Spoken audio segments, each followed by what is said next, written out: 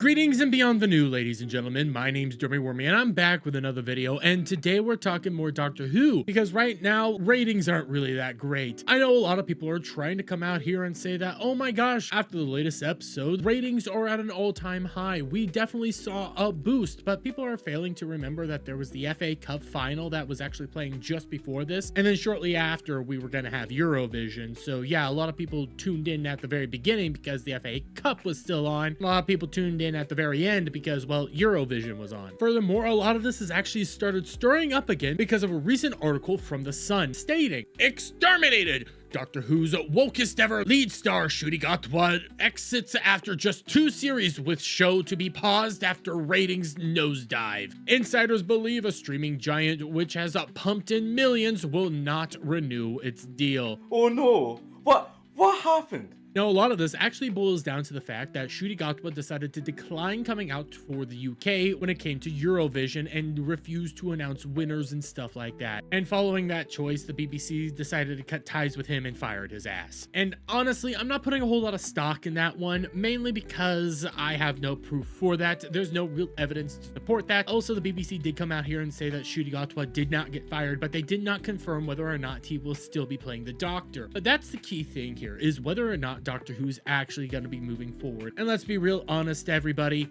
it's not going to happen. Besides the fact that viewership data is at an all-time low, and we can come over here to Bard, for example, and we can end up showing you guys just how low these numbers are at this point in time. And this is all because of modern writing, and not just hyper-progressive writing, guys. I mean downright atrocious levels of writing, where even in one of the most recent episodes of Doctor Who, you end up having the Doctor openly say that Belinda was killed by the Hellions, just for him to also say at the same time that everybody that was vented out of the entire space station wasn't killed. Must be 100,000 dead. No, not dead. Belinda would have loved this.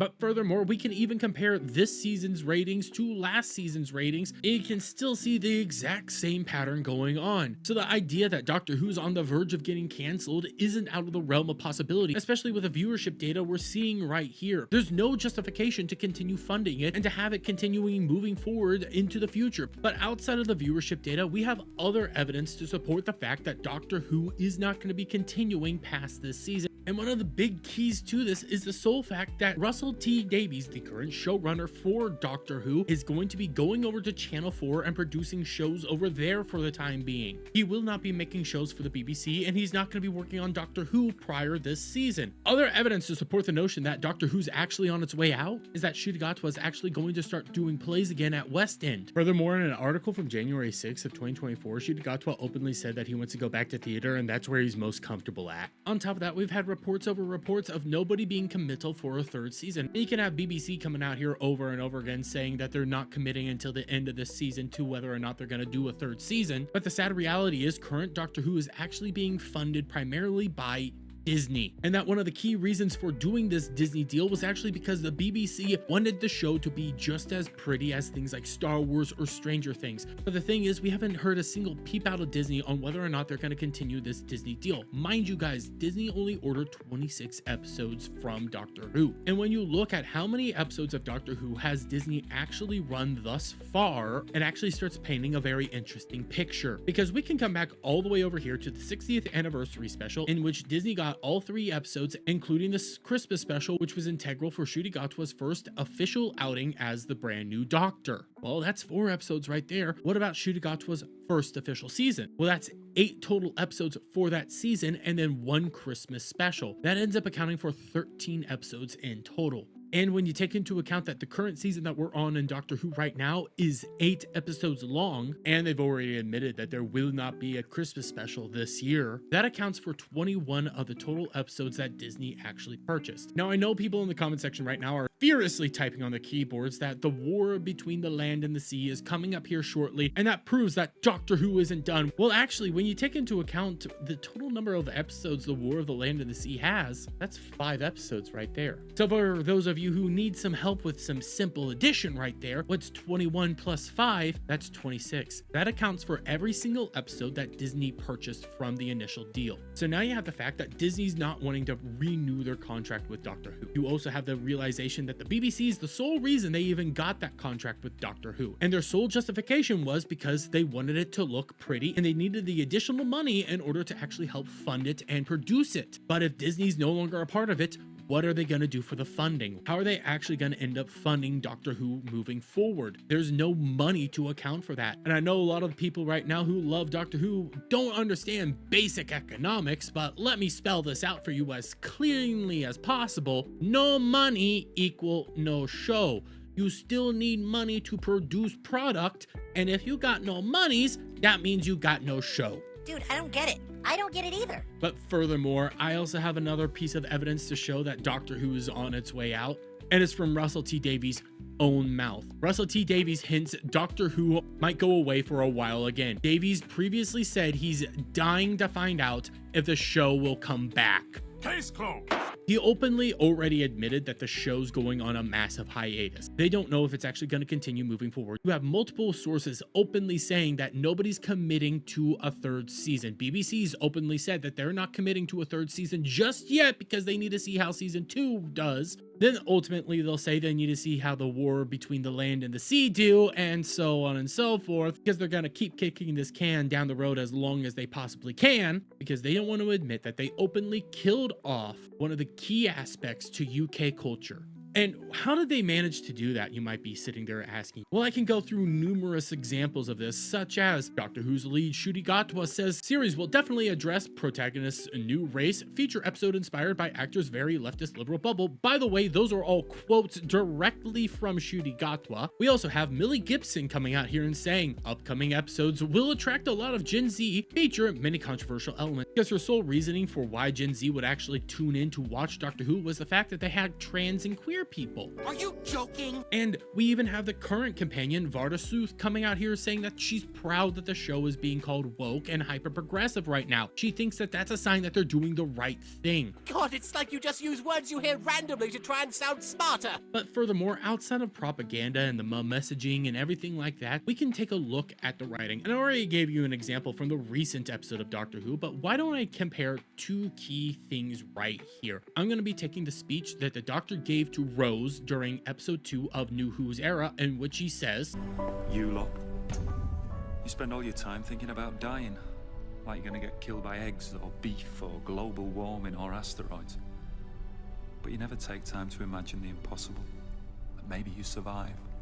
which is a very hopeful message. That is a message openly saying that humans are just so pessimistic and they're so short-sighted that they never contemplate that we win, that we expand out into the universe, that we better our surroundings and become greater people. But then we take a line from a recent episode of Doctor Who in which Ncuti Gatwa says this. It's the first time I've had this black body. Some parts of the earth I'm now treated differently. But here, in Africa, in that barbershop, I'm accepted. 1. Ignore the fact that he's not the first black doctor. That's actually the fugitive doctor, but that's a discussion for an entire different time. Take note of what he just said there. He feels most comfortable being in an area that looks just like him, being in Africa. When you openly take these two lines where the doctor still knows that humanity goes off into the stars and becomes prevalent and optimistic and has a statement for the future, that line openly says that in the future there are still super racist planets, that even him as a black man right now is going to continue facing racism no matter what time he lives in, no matter where he goes, he will always face oppressive forces, and that racism continues on even into the future. I don't want to live on this planet anymore. When you compare those two speeches, those two lines, those two moments, they're night and day comparisons. One's a statement of the optimism and hope for the future. The other one's a pessimistic, nihilistic statement for the reality that humanity doesn't grow past these modern day issues, that humanity will never become better, and that we're still extremely racist even to the Time Lord himself. Moments like this shows you just how awful everything has become, going from hope and optimism to nihilistic views, to the idea that we will never become better and that we are doomed to continue being the exact same creatures that we have consistently been. And audiences, are sick of it. Yes, he can have a nihilistic story here or there, but we've been consistently delivered nihilism. We have been delivered these gut punches over and over and over again, to the point that people are sick and tired of it. They want their optimistic heroes. They want their heroes to come out here and say that everything's good, and they want their escapism, and that's why viewership data has been plummeting. And I can take this to another anime example right now. And no, this isn't going to be One Piece again. I'm actually going to take this to Gurren Lagann. And some spoilers for Gurren Lagann if you haven't watched this one yet, but let me break this down here. In Gurren Lagann, not only are there giant fighting robots that have many faces on their heads and they all use drills for combat, but there's a key thing discussed called spiral races, which are basically beings that have the capacity to both evolve and procreate on and on again. The central antagonist for the series is called the anti-spiral race, which looked into the future and ended up seeing that spiral beings would end up evolving and procreating to the point that they would all become universes and ultimately destroy all of reality, with it collapsing on top of itself because it can't maintain the actual weight and abundance of how many spiral beings would actually be existing at that time.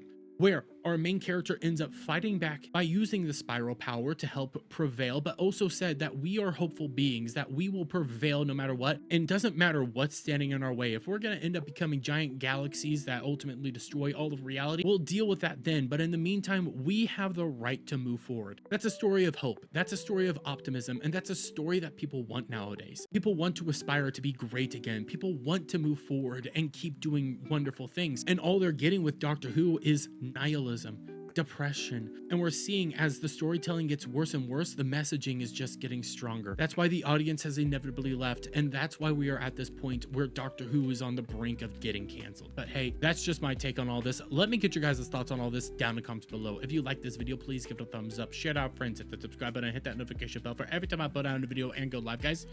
And I'll see you in the next one. Bye for now.